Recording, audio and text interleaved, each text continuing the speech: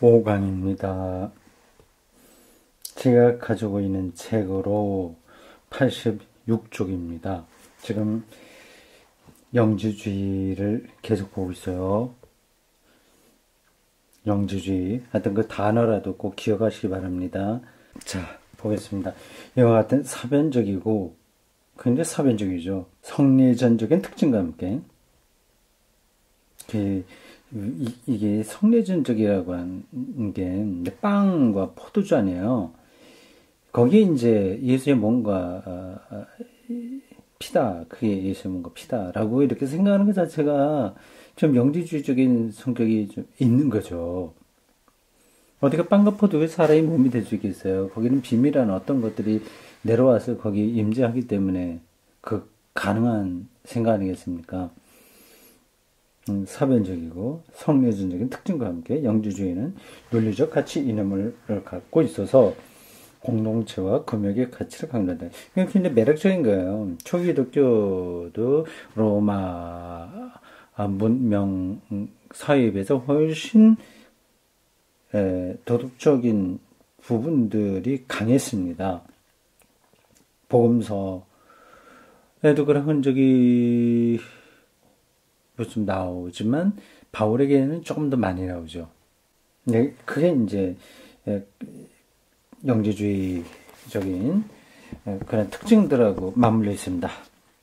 혼은 다시 하늘로 올라간 구원자를 따라서 올라가게 된다. 구원자는 플레로마, 영적 세계와 결합을 가능하게 하는 충만을 의미하는데 플레로마, 이것도 처음 듣는 단어죠. 저도 머릿속에 정리되지 않은 단어네요. 플레로마에 이르기 위해 마성적 세력들로부터 자유롭게 된다. 예, 그러니까 이 영지주의가 기본적으로는 플라톤 이데아 사상하고도 맞물려 있는 거예요. 이때 혼은 이들에 대해서 알고 있다는 것, 곧 이들의 이름과 이들의 비밀의 힘과 이들이 대표하고 있는 악의 구조에 대해서 알고 있다고 하는 것을 이들 지배자들에게 말한다. 혼. 근데 영도 아니고 혼이라고 되어 있나요? 근데 영이 아니고 혼이다. 그렇게 말한 특별한 이유가 있는지 모르겠습니다. 일반적으로 영이라고 하잖아요. 영지주의 할 때도 그 영이 거기에 해당하는 말이죠. 단어죠. 근데 혼이라고 했어요. 근데 여기서는 뭐 영과 혼이 다른 뜻으로 사용된 건 아니라고 봅니다. 혼이 이들의 이름을 말할 때 이들은 떨면서 떨어져 내리게 되어 더 이상 영혼의 길을 가는 것을 방해할 수 없게 된다. 이러한 시적 표상으로부터 확실시 되는 것은 영지주의란 무엇보다도 먼저 마성적 세력으로부터 해방하는 구원의 종교라고 하는 사실이다. 이게 기독교적으로 받아들일 수 있을 만한 주장이긴 한데 차이가 있는 겁니다. 우리는 마성적 힘에 얽매여 있는 것을 해방받는다고 생각하지 않습니다. 그러니까 마성적 힘을 존재론적 어떤 하나님과 대립할 수 있는 것으로 보지 않죠.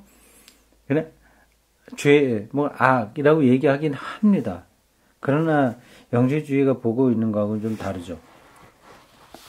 이것은 그리스도교 안에서는 밖에서는 가릴 게 없이 전 시대의 문제였다.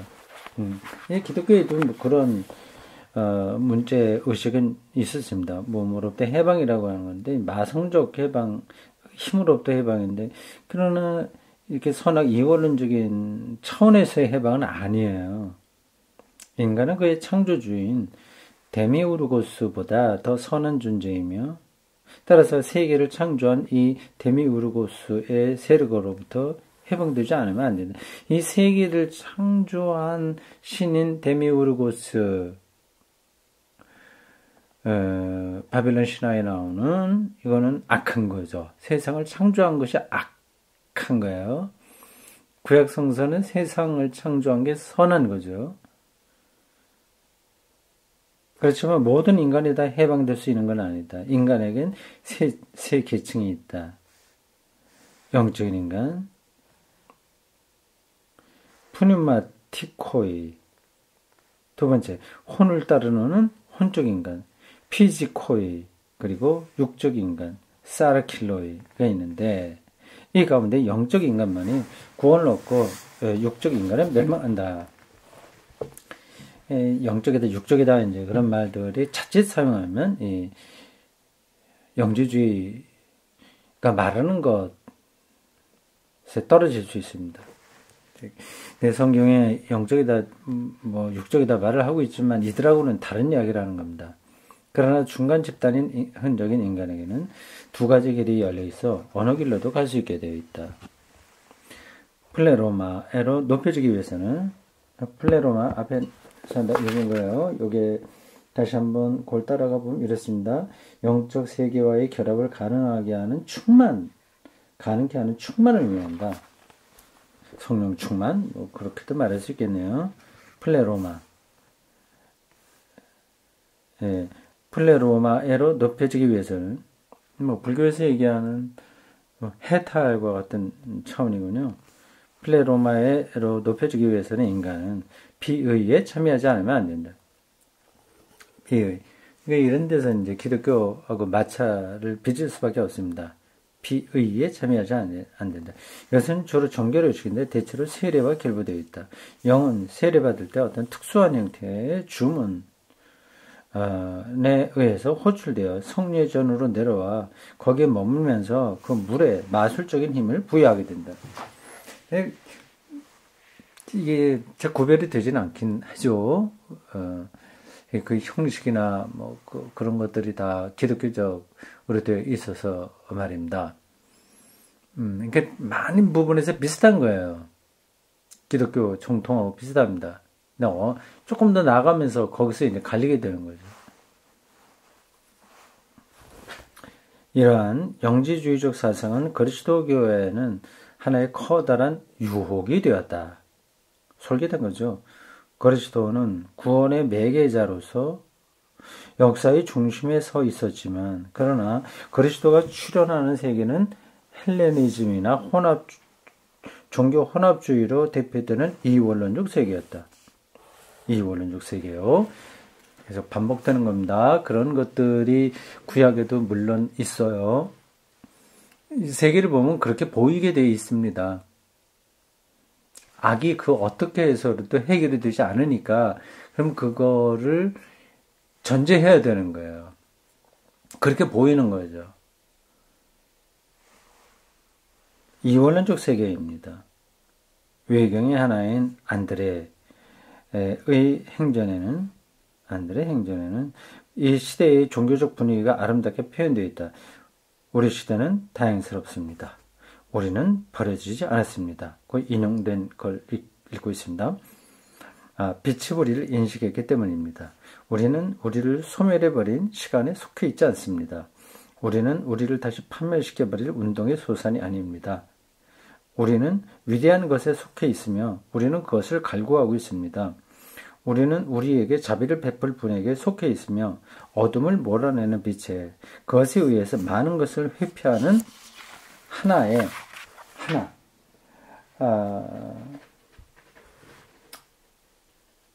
그리고 지상적인 것을 이야기하는 천상적인 것에 속해 있습니다. 우리는 그분을 찬양할 수가 있습니다. 왜냐하면 우리는 그분에게 인식되어 있기 때문입니다. 이런 문장 어디 이상하게 들리지 않죠? 안드레 행전에 나오는 말입니다. 근데 여기에는 기본적으로 이원론적 세계가 바탕에 깔려 있는 거죠. 이것은 진정한 경건을 나타내는 것이며 영지주의를 비판하는 사람이 주장하는 것과 같은 단순한 사변이 아니다. 이것은 환상적인 사변이 아니고 종교적 경건성을 지니고 있기 때문에 오늘날 많은 사람들이 영지주의 종교를 부흥시키려고 한다. 근데 매력적인 거예요.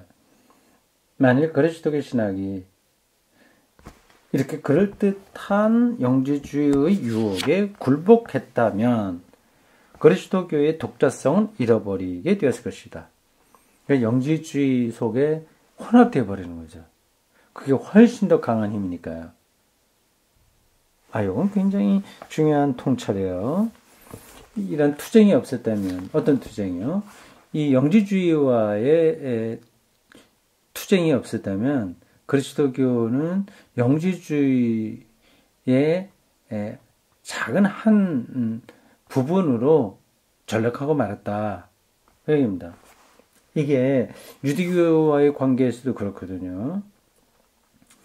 유대교에서 나사렛파라는 특징으로서만 있고 계속해서 그들의 율법을 그들이 원하는 대로 다 따라가고 말았다면 결국 기독교는 유대교에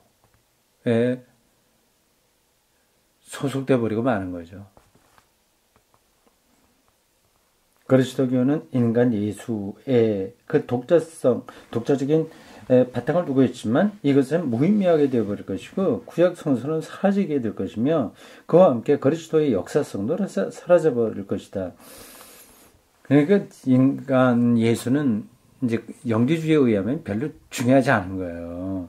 근데 영적인 지식을 알면 되는 겁니다. 사변적이고 굉장히 비밀스러운 어떤 깨달음, 그런 것들이 강조되는 거예요. 그러니까 역사적 예수는 없어도 돼요, 사실은. 이들에게는. 이렇게 놓고 보니까 오늘날 현대신학에서요,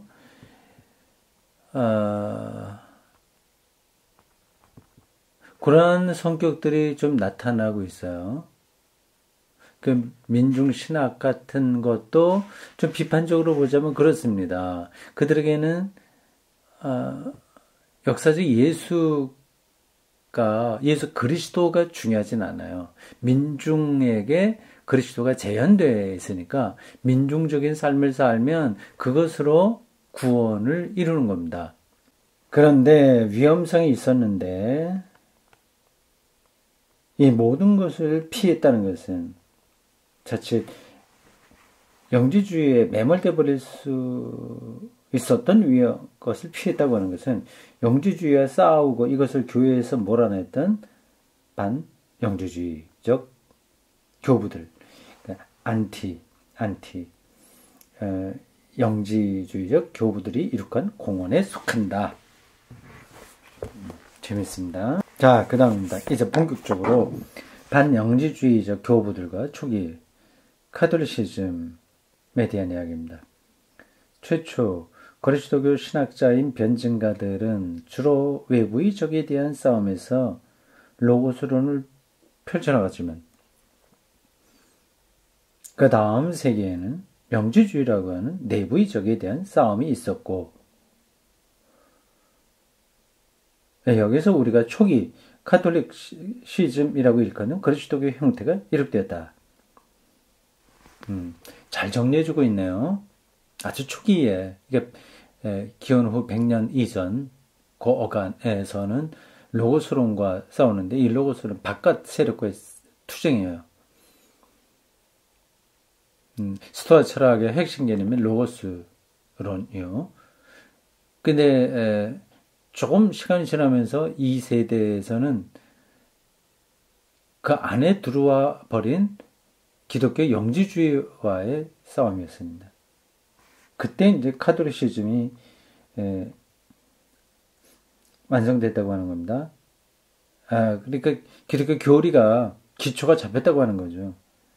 이 싸움에서 이단적 교설은 단순히 배척당한 것만은 아니었으며 그 교설 안에 있는 몇 가지 요소는 그것과 싸웠던 사람들의 종교 안에 받아들여지기조차 했다.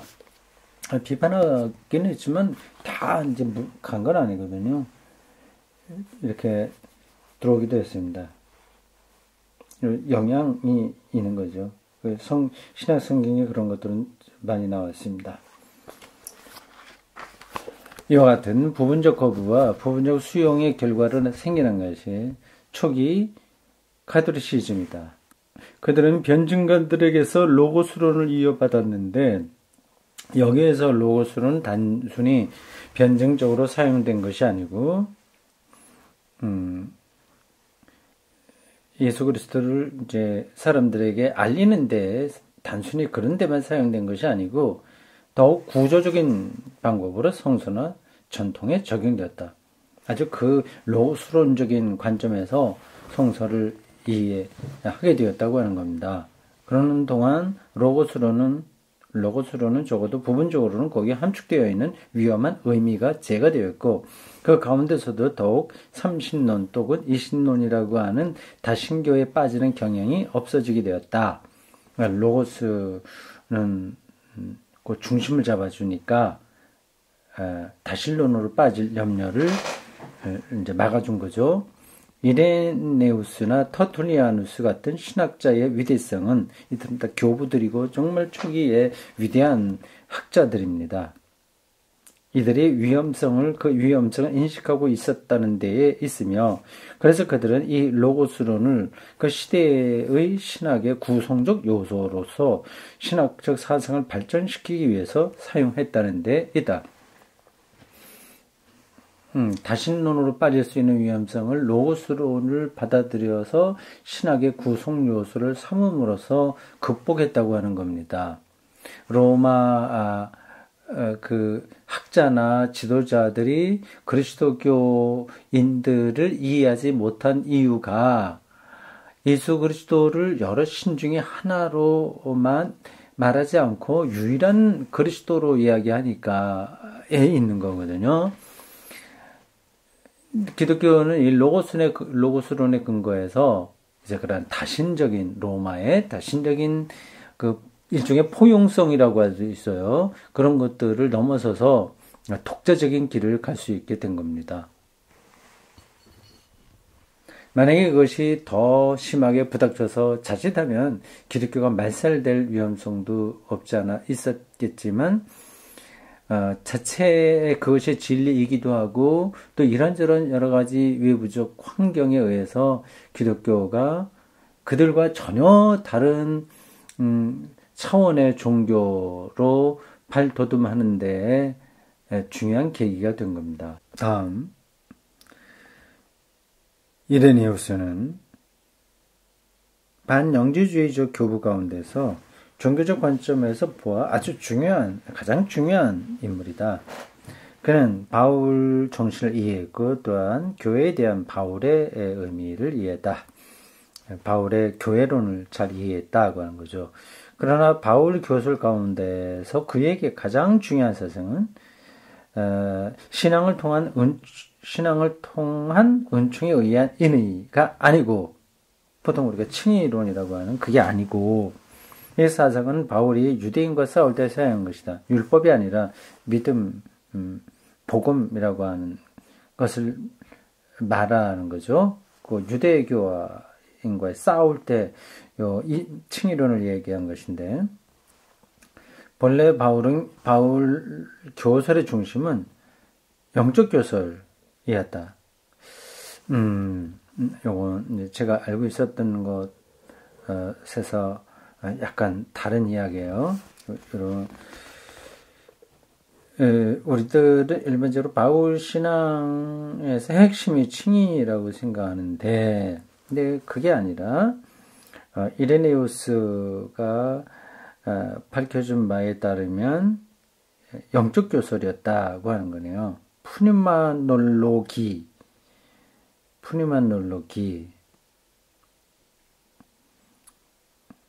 성령론이군요. 성령론. 영어로 그렇게 되어 있습니다. The Doctrine of Holy Spirit.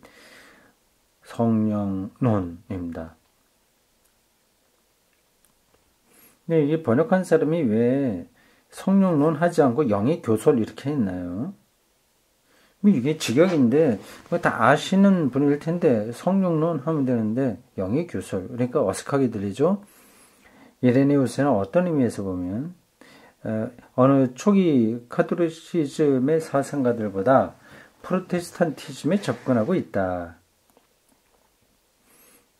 그래서 카톨리시즘 사상과 프로테스탄티즘 예, 차이점, 그럼 어떤 걸 두고 틸리가 이런 얘기를 하는 걸까요? 제가 지금 요 문장만 보고서는 다 말하기 힘듭니다. 가면 좀 나오게 되겠죠? 이 프로테스탄티즘의 가장 큰 특징은 뭐 루터가 얘기한 그런 것들이죠. 오직 믿음, 오직 성서, 오직 은총 이런 것들 아니겠습니까? 근데 카톨리시즘의 특징은 뭘까요? 보통 우리가 카톨릭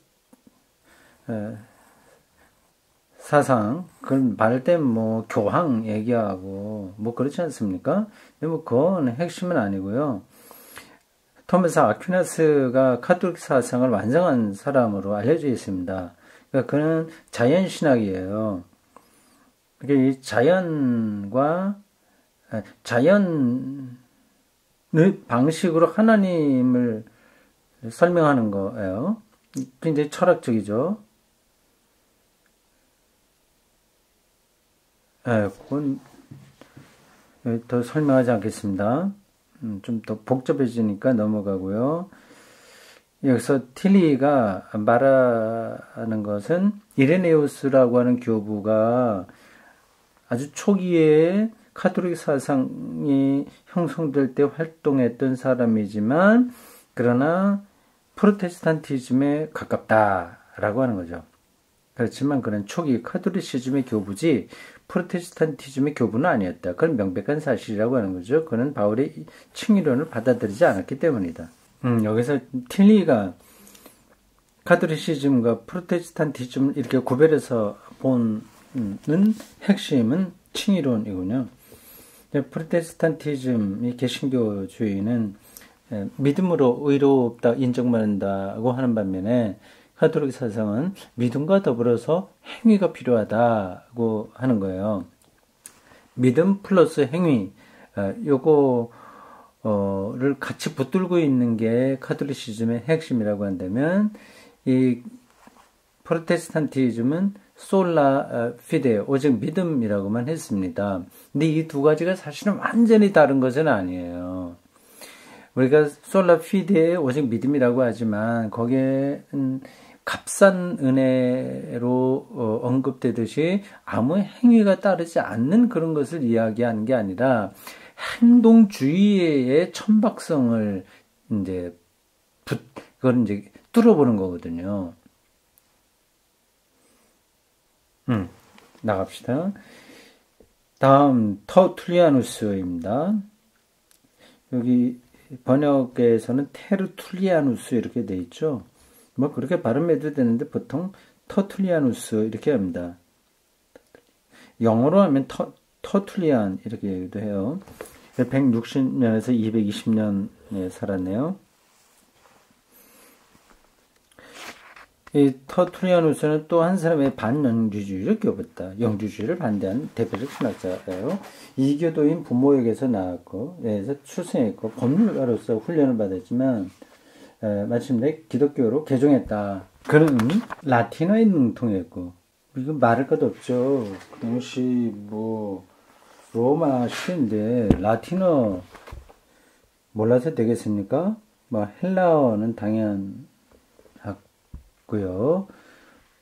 학문을 하려면 그 당시는 헬라어를 하지 않으면 안 됐죠. 라틴어도 그렇고요. 라틴어하고 헬라어가 이 로마 시대 때 어떻게 쓰여졌는지는 뭐 제가 뭐 찾아보지 않아서 저는 모르겠습니다.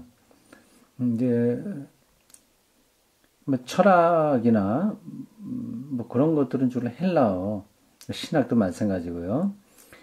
그렇게 했고 라틴어는 뭐 정치나 법의 문제, 뭐 건축 이런 데에 많이 쓰인 언어라고 했습니다. 그러나 공식 언어는 라틴어가 로마의 공식 언어는 라틴어죠. 그래서 지금도 신학을 잘 하려면 세 가지 고를 해야 됩니다. 히브리어, 헬라어, 라틴어예요. 히브리어를 하는 건 구약 성경을 공부하기 위해 필요한 거고, 헬라어는 신약 성경이기도 하고 초기 그리스도교 그 역사에 나타난 그 문헌들을 읽어야 되기 때문에 필요한 거고요. 라틴어는 그 뒤로 오랫동안 로마 신학에서 나온 문헌들을 읽기 위한 겁니다. 거기에다가 이제 한국 사람이라고 한다면 영어나 독일어 이런 걸 또 해야 되겠죠. 그는 라틴어에 능통했고 또한 날카로운 법률가의 머리를 지닌 사람이었다. 교회의 라틴어는 그가 만든 것이었다. 아, 그런가요? 교회 라틴어의 체계를 터툴리아누스가 했군요. 우리 중요한 교부들 이름을 오늘 두 사람이나 들었습니다. 이레네우스하고 터툴리아누스예요. 이 사람들이 삼위일체에 대한 논쟁도 많이 했습니다. 그는 신앙의 우위를 이해했고 그리스도교의 역설을 이해했다. 역설. 그는 변증가들에게서 로고스론을 이어받았지만 스토아 철학도 또한 그의 사상을 이룬 중요한 요소의 하나가 되게 됐다. 변증가들에게서는 로고스론이 중요하다고 앞에서 나왔어요. 저도 이렇게 책을 읽으면서 많이 배웁니다. 변증가들에게는 로고스론을 이어받았고요. 스토아 철학이 핵심이 로고스론이니까 뭐 당연한 거 아니겠어요? 스토아 철학도 중요한 요소가 됐다. 그는 인간의 혼은 본래 그리스도적이라고 하는 사상을 주장했다. 이게 어떤 의미가 있을지는 많은 설명이 필요하겠네요. 인간의 혼은 원래 그리스도교적이다. 아니마 나투랄리터 크리스티아나. 아니마 이거 혼이라고 하는 뜻이고 나투랄리터 본래적이라고 하는 뜻이고 크리스티아나 이거는 기독교적이라고 하는 뜻입니다. 이 라틴어죠. 라는 사상을 주장했다. 그러나 고지식하지는 않았다. 무식하지는 않았다. 일방적으로 밀어붙이는 건 아니다. 그거죠. 다시 말해서 그는 그리스도교의 역설을 인정했을 뿐만 아니라 이 역설이라고 한 말이 바로 위에도 나오고 밑에도 나오는데 이게 어떤 뜻인지는 좀 설명을 좀 더 들어야 되는데요. 틸리가 어떤 뜻으로 그리스도교적인 역설을 인정했을까요? 지적이 여러 살아야 되지만 그것만으로는 안 된다고 하는 것을 말하려고 했을까요? 아니면 기독교의 믿음이 사실은 그 로고스와 그 모든 철학적인 것까지 다 포함할 수 있는 저력이 있다고 하는 것일까요? 다시 말해서 그는 그리스도교의 역사를 인정했을 뿐만 아니라 날카로운 지성의 소유자로서 그는 그리스도교가 합리적인 엄밀성과 명확성에서 그리스 철학이 결코 뒤떨어지지 않는다는 확신을 갖고 있었다. 네, 여기까지 하겠습니다.